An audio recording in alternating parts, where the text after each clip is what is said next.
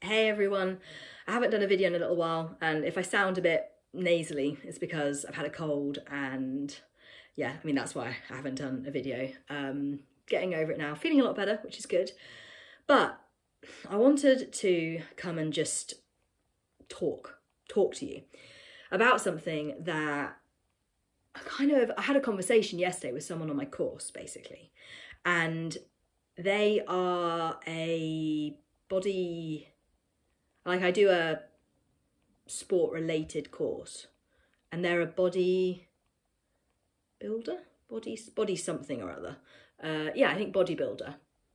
And they were talking to me about bits and pieces and stuff, and they're obviously doing some kind of prep or something. It sounded horrendous, to be honest, let's be honest. But they were just talking about stuff, and it really got me thinking. And I wasn't sure whether to post this or not, because... yeah, I do a lot of talking about calling out when you're restricting and calling out not honouring extreme hunger and all that kind of stuff. But I haven't really talked a huge amount about this kind of thing, and I wasn't sure whether it was right or not. But I've decided I'm going to, because I feel like I was just sat there having this conversation, and I thought, oh my God. Basically, they were talking to me about what I would call restriction tools, like tools that they are using to enable them to restrict.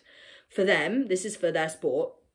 I'm not going to make a comment on it. It's not something that I would engage in, and I'm really not sure how truly healthy it is, but everyone's body is their own body, everyone's thing is their own thing. Like, that's what they want to do, no problem. But they were talking about these things, and as I say, I would call them restriction tools. They're tools that enable them to eat not enough for their body so that they can take their body to a place which is not maybe where their body wants to be, but it's where they need their body to be, or where they want their body to be able to compete in the sport that they've chosen.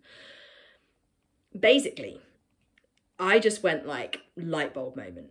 I thought, oh my gosh, the things that they were talking about were things that I did when I was engaging in my eating disorder and restricting food. And they're also things that I see in the recovery community spattered around all over the place, you know, and some of them they're quite subtle and quite small, and they're things that, you know, if you didn't know what you were looking at, you maybe wouldn't notice it. And basically, I just wanted to talk because, as you well know, there is no place for restriction in recovery. Those two things are completely incompatible. You cannot recover from a restrictive eating disorder and be restricting. Completely incompatible. And these things are things that I see lots of people engaging in. And I also know that I engaged in them for a long time as a restrictive tool. And basically, I just wanted to shine a light on it and be like, if you can hear any of these things and think, yeah, I do that, stop. Stop. See this as your accountability moment and go, oh yes, no, that is actually a disordered thing. That is a tool that promotes restriction. If I am in recovery, there is no place for that. So I made a little list of them because it was yesterday, and I thought, right, I'm gonna make a list, and I'm gonna remember to do this video today. So first of all, the thing that they said about was filling up time. You know, like making sure they've got a plan for the entire day so that they weren't distracted by the hunger and tempted to eat. That is literally eating disorder stuff all over. That is things that I know I definitely engaged in. I engaged in having this kind of rigid approach to the day. I'd wake up, I'd do this, I'd have breakfast, and I'd do this, and I'd do this. And it was like my life was just on this conveyor belt. I was just doing and going, and always here, there, everywhere. And I'd eat dinner, but then the moment dinner was done, I'd be up, I'd be washing the plates, I'd be doing this, I'd be putting things away, and then I'd be doing this with the grooming the dog, and then I'd be clearing this, and then I'd be phoning just always living in that kind of state where you are on a conveyor belt. Like this. And a huge part of that kind of compulsive busyness, lower level movement, just busy, is to distract from the fact that the moment you stop, your body goes, I'm hungry. So yeah, number one, filling up your time, living on a conveyor belt, that is a tool for restriction. Therefore, it is completely incompatible with recovery. Number two, Filling up on fruit and veg, serving fruit and veg first on a plate. Any of that, restrictive tool. Like, I don't need to go into any detail there. Generally, people with restrictive eating disorders eat far too much fruit and veg. Far too much. It is low energy dense, and therefore it is a very effective tool in promoting an energy deficit. You know, it is something which this person I was talking to, who is trying to go against what their body wants, trying to restrict for their sport, uses eating lots of fruit and veg as a tool to enable them to do this. If you are in recovery and you can look at your day and think, yeah, no, actually I do eat a lot of fruit and veg, that needs to change. When you serve a meal, anything, you need to be putting all the other stuff on it first and then putting a bit of fruit and veg on the side if you want it. That is how it needs to be. Fruit and veg needs to be coming at it from the mindset of it doesn't count.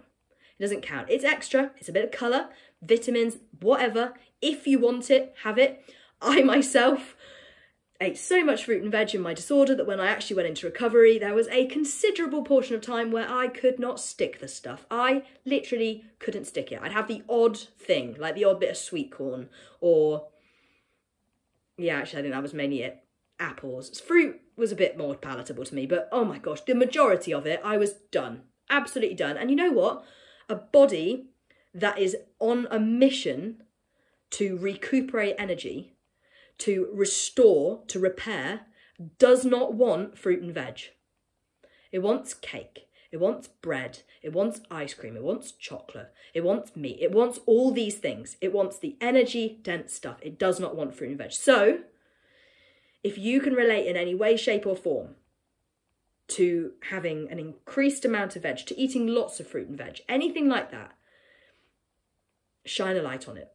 Restrictive tool. Next one, cutting things up till they're really small. Oh, the sun has just come out. I'm being blinded. Hopefully it's gonna, I mean, I don't want the sun to go away. It's actually really nice. It's very grey today, but I am very much being blinded. I'll just have to do this.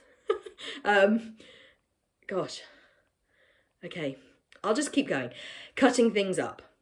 So they said this and I was just listening. I was just like, wow, yeah, no, yeah, that rings bells. I used to cut everything up. Everything. Everything that I would eat. Cut into little pieces, put on a plate, cut it into pieces. It's disordered. It's disordered because it's a restrictive tool. Like the process of cutting things up into smaller pieces. Not only does it look like it's more food, it takes you longer to eat it. It turns the eating into this kind of ritualistic thing. It's a tool to enable restriction, to draw eating out, okay? There is no place for that in recovery. So next time you are making yourself something to eat, don't cut stuff up. You know, if it's a cereal bar, don't cut it into pieces, just eat it. Eat the bar, you know? And if actually that means that you're eating it fast and you think, oh, but it's done now, and now I'm not satisfied, you just go and get another one. In recovery, a key concept is that food is totally unrestricted and completely unlimited. If that is the truth, if you get to the end of a cereal bar and you think, that didn't really do it, you just get another one. The only time where, oh, it's done, how sad, is relevant is if there's, oh, the sun again, is if there's restriction going on. I'm not very good at this video thing, am I? So yeah, that's one. And finally, because I realise I've been talking for a while now, serving things on little plates, in little bowls, and using little cute cutlery.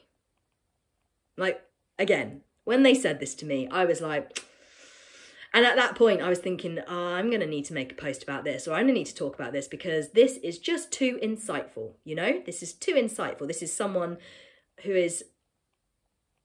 this is someone who is talking about tools that they use to enable them to restrict. And so many of them are things that I see all the time, things that I did and things that I see people doing in their disorder and also dragging them into recovery. You know, like, don't get me wrong. There is nothing wrong with having cute bowls and cute spoons and things. I love crockery. Like when we moved here, I bought some lovely plates and these lovely bowls, and they're nice. Nothing wrong with that. Just make sure they're big. Cute little spoon. A cute big spoon. There we go. Fine. You know, like one thing that is important as well, moving down the line, is to make sure you're not attached to any cutlery in particular, because that in itself can become disordered. But if you are going to be attached to things, just quit the little spoons, quit the little plates, I literally can't see a thing. Quit the little everything. You know, portioning things out, using little bowls, little plates, is a tool to ensure and to promote restriction. That is all that it is. That is it. You know, so if you're making yourself a snack platter, don't get the little plate out. Get a proper big dinner plate. You know, if you've got a bowl of cereal, don't use the pathetic little one. Get yourself a proper big bowl. Yeah. Anyway, that was basically the main summary of it. So it was a reflection on this person talking about tools that they are using for restriction, which overlapped so much with, oh dear. I mean, I'm grateful. The sun is lovely. I shouldn't complain, but can't see a thing. Yeah, using these tools for restrictive purposes, which are things that I did in my own disorder, that I'm sure people listening to this will relate and think, yeah, I'm still doing that. I do that. And if you're in recovery, as I say, restriction and recovery are completely incompatible. You will never fully recover from restrictive eating disorder if you are still engaging in restriction, no matter how subtle or slight it is. So yeah, I'll end there. It's lovely and sunny. I hope that wherever you are, you have similar sun, although I do hope it's not blinding you quite as much as this sun is blinding me. If anyone's got any suggestions for videos or any questions they'd like me to answer in a video, anything at all, then let me know, drop me a DM. God, that sounds so, drop me a DM. I'm gonna go. Take care, bye.